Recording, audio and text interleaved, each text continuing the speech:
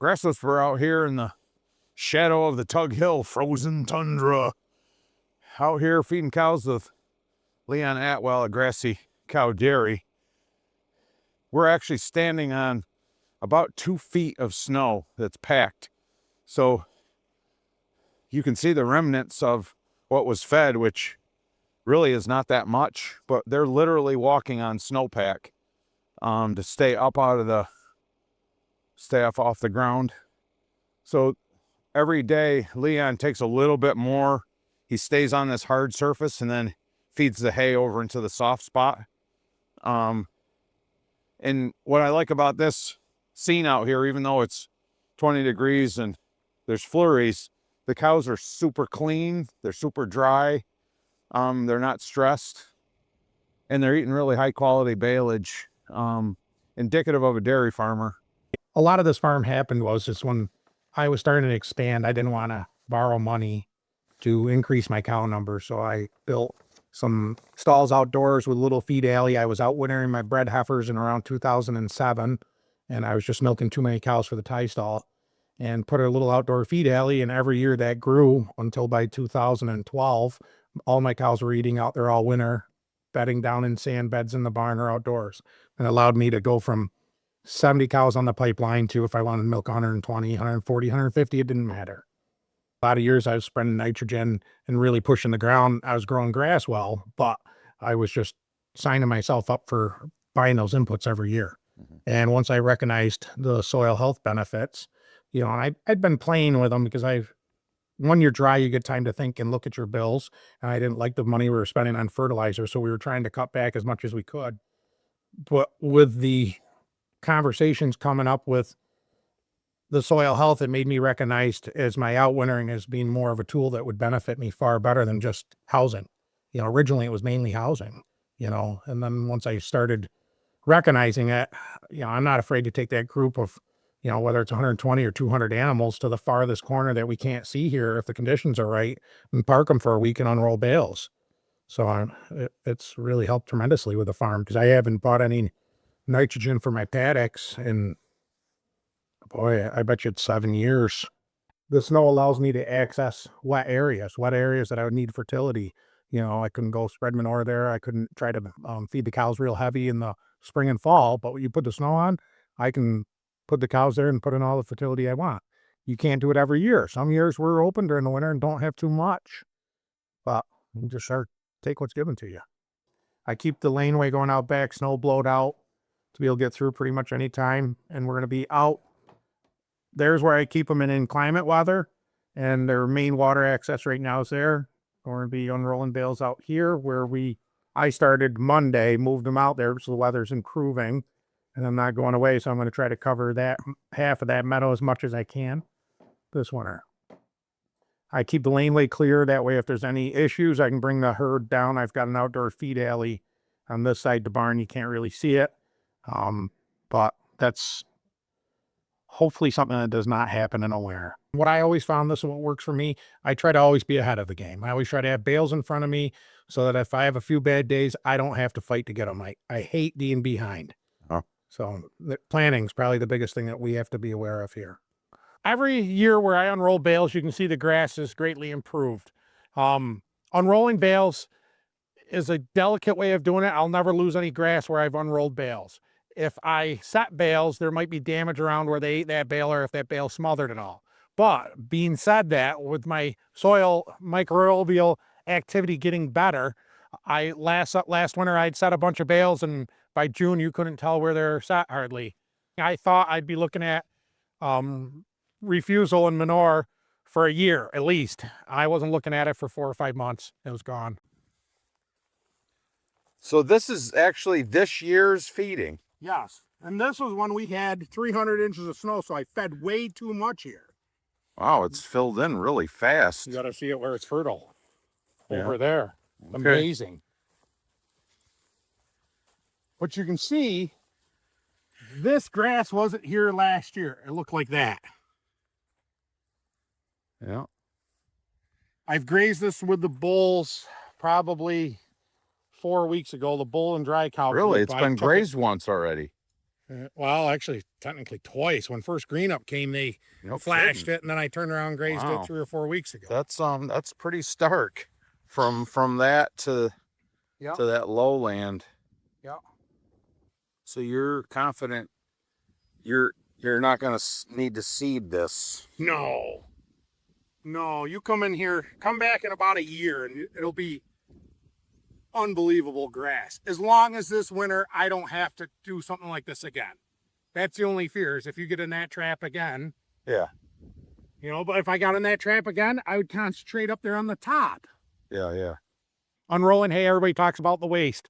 It's not wasted. Your soil will use it, and it'll give it back to you in future yields.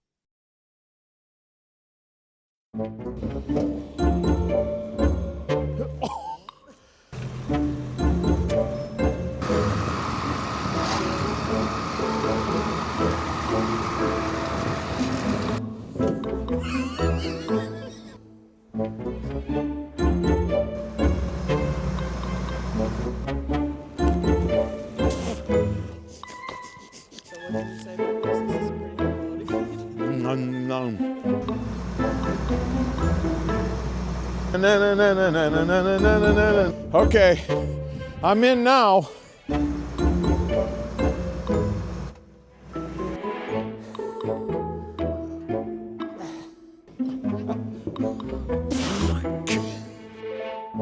I can tell you, when I was getting close to dry off, my cows knew it.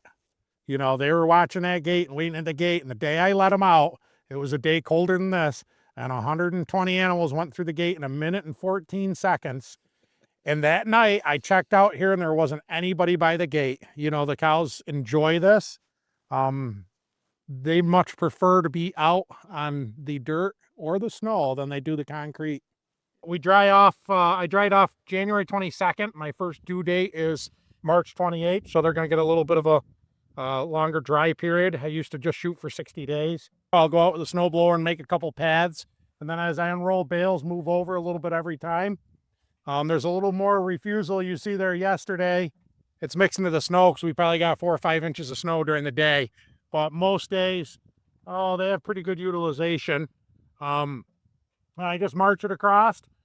If the conditions are right, I'll take the tractor and pack it some. So I make almost like a pack of snow, so it'll help when we start to thaw.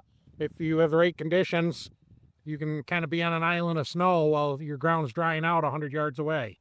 You need for them to be able to get out of the wind if it's windy, plenty of feed, and access to water. If it got really bad, I could bring them up to the barn, but I will say last winter when we had 80 inches of snow, I slept better with my cows out here. I wasn't worried about the trees collapsing. I was worried about our barn collapsing.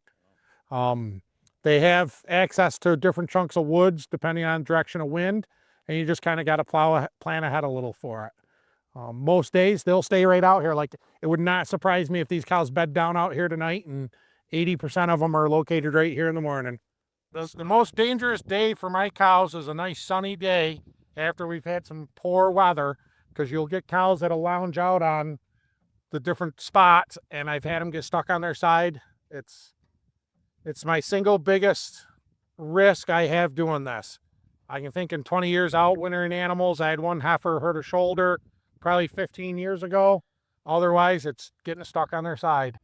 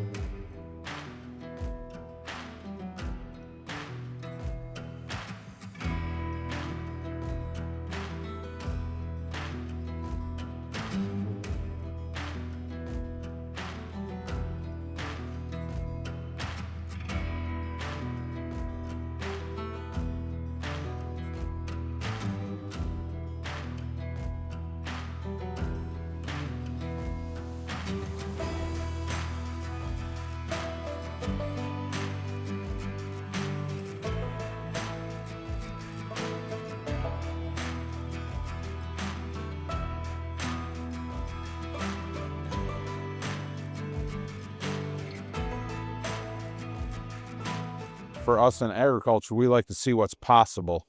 That's why I like Leon, because he's doing stuff that we see on the internet and things, but we don't necessarily see it quite as much in dairy. We see a lot of beef cows and sheep, but dairy is, especially in this snowy north, we don't see a lot of this. So super interesting to follow Leon and what he does and how that can be applicable to other farms with other species of animals, not just dairy. You know, barns are expensive, and so he would rather invest his money in feed and animal impact and fertility than he would necessarily a static barn that you got to scoop the manure and basically haul back out here. So there's a lot of context in what Leon is doing, and hopefully it's a context that everyone can appreciate, maybe on their farm or ranch, or maybe in a small way on a piece of ground that they would like to get their fertility back up. There's farms that what I'm doing makes sense on, there's farms that it doesn't. And each person has to be able to try things and get out of their comfort zone a little bit to see, because if you had asked me 30 years ago that I would have been doing nurse cows or anything like this, I would have told you were crazy. You couldn't be done. It was a fallacy. And now I look at almost any idea I see and it's just like, I'm not going to rule it out, because I'm doing things I never dreamed I would and reaping financial and quality of life rewards for it.